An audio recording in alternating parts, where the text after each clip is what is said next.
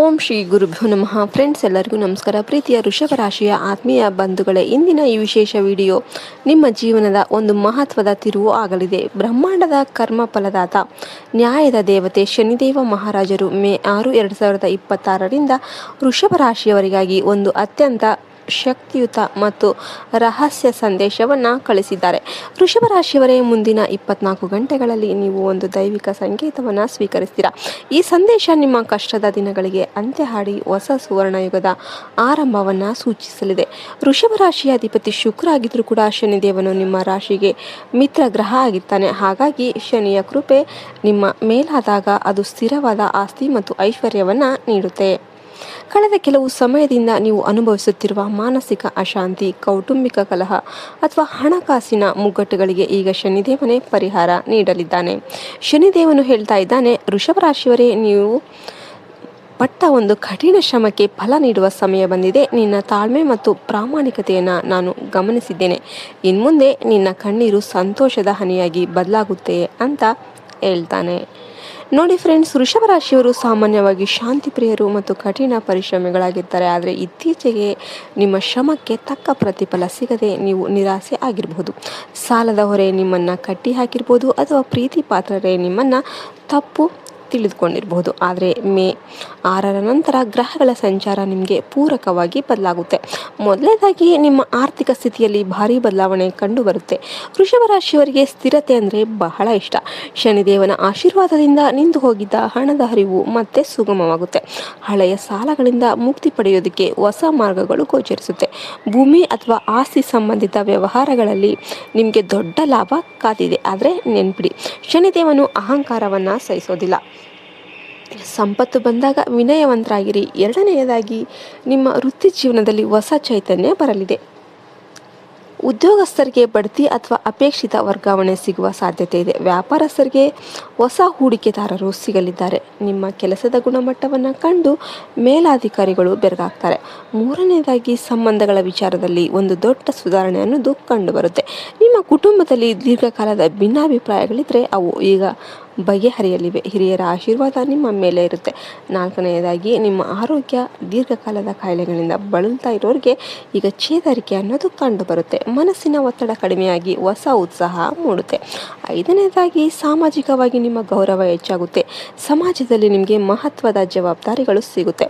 ವೃಷಭ ರಾಶಿಯವರೇ, ಶನಿದೇವನು ನಿಮಗೆ ನೀಡುತ್ತಿರುವ ಈ ರಹಸ್ಯ ಸಂದೇಶವನ್ನು ಲಘುವಾಗಿ ತೆಗೆದುಕೊಳ್ಬೇಡಿ. ಇದು ನಿಮ್ಮ ಜೀವನವನ್ನು ಬದಲಾಯಿಸುವ ಸಮಯವಾಗಿರುತ್ತೆ. ಶನಿದೇವನನ್ನು ಪ್ರಸನ್ನಗೊಳಿಸೋದಕ್ಕೆ ನೀವು ಕೆಲವು ವಿಶೇಷ ಕಾರ್ಯಕ್ರಮಗಳನ್ನು ಮಾಡಬೇಕಾಗಿದೆ. ಪ್ರತಿ ಶನಿವಾರ ಸಂಜೆ ಶನಿದೇವನ ದೇವಸ್ಥಾನಕ್ಕೆ ಭೇಟಿ ನೀಡಿ ಕಪ್ಪು ಎಳ್ಳನ್ನು ಅರ್ಪಿಸಿ ಸಾಸಿವೆ ಎಣ್ಣೆಯ ದೀಪವನ್ನು ಬೆಳಗಿ ಹನುಮಾನ್ ಚಾಲಿಸವನ್ನು ಭಕ್ತಿಯಿಂದ ಪಠಿಸಿ. ಯಾಕೆಂದರೆ ಹನುಮಂತನ ಭಕ್ತರಿಗೆ ಶನಿದೇವನು ಎಂದಿಗೂ ತೊಂದರೆಯನ್ನು ನೀಡೋದಿಲ್ಲ. ಕಪ್ಪು ಬಣ್ಣದ ಬಟ್ಟೆಗಳನ್ನು ಶನಿವಾರದಿಂದ ಧರಿಸೋದು ಅಥವಾ ದಾನ ಮಾಡೋದು ನಿಮಗೆ ಶುಭವನ್ನು ತರುತ್ತೆ. ವಿಶೇಷವಾಗಿ ಬಡವರಿಗೆ ಅಥವಾ ವಿಕಲಚೇತನರಿಗೆ ಸಹಾಯ ಮಾಡಿ. ನೀವು ನೀಡುವ ಒಂದು ಹೊತ್ತಿನ ಊಟ ಕೂಡ ಶನಿದೇವನ ಕೋಪವನ್ನು ತಣಿಸಿ ಆತನ ಆಶೀರ್ವಾದವನ್ನು ತರುತ್ತೆ. ವೃಷಭ ರಾಶಿಯವರೇ, ನಿಮ್ಮ ವ್ಯಕ್ತಿತ್ವದಲ್ಲಿ ಒಂದು ಆಕರ್ಷಣೆ ಇದೆ.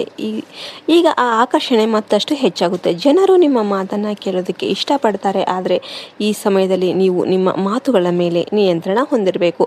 ಯಾರನ್ನೂ ಹೀಯಾಳಿಸಬಾರ್ದು ಅಥವಾ ಕೆಟ್ಟ ಮಾತುಗಳನ್ನು ಆಡಬಾರ್ದು.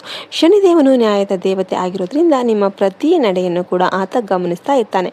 ಮೇ 6, 2026ರಿಂದ ಆರಂಭವಾಗುವ ಈ ಕಾಲ ನಿಮ್ಮ ಜೀವನದ ಎಲ್ಲ ಕನಸುಗಳನ್ನು ನನಸು ಮಾಡುವ ಶಕ್ತಿಯನ್ನು ಹೊಂದಿದೆ. ನೀವು ವಿದೇಶಕ್ಕೆ ಹೋಗುವ ಹಂಬಲ ಹೊಂದಿದ್ರೆ ಅಥವಾ ಸ್ವಂತ ಮನೆ ಕಟ್ಟುವ ಆಸೆ ಹೊಂದಿದ್ರೆ ಈ ಅವಧಿಯಲ್ಲಿ ಅದಕ್ಕೆ ಪೂರಕವಾದ ಘಟನೆಗಳು ನಡೆಯುತ್ತೆ. ಮುಂದಿನ 24 ಗಂಟೆಗಳು ನಿಮಗೆ ಅತ್ಯಂತ ನಿರ್ಣಾಯಕವಾಗಿರುತ್ತೆ. ನಿಮ್ಮ ಆಪ್ತರಿಂದ ಅಥವಾ ಅಪರಿಚಿತರಿಂದ ಒಂದು ಒಳ್ಳೆಯ ಸುದ್ದಿ ನಿಮ್ಮನ್ನು ತಲುಪುತ್ತೆ. ಇದು ಉದ್ಯೋಗದ ಆಫರ್ ಇರ್ಬೋದು ಅಥವಾ ದೀರ್ಘಕಾಲದ ಸಮಸ್ಯೆಗೆ ಸಿಕ್ಕ ಪರಿಹಾರ ಇರ್ಬೋದು.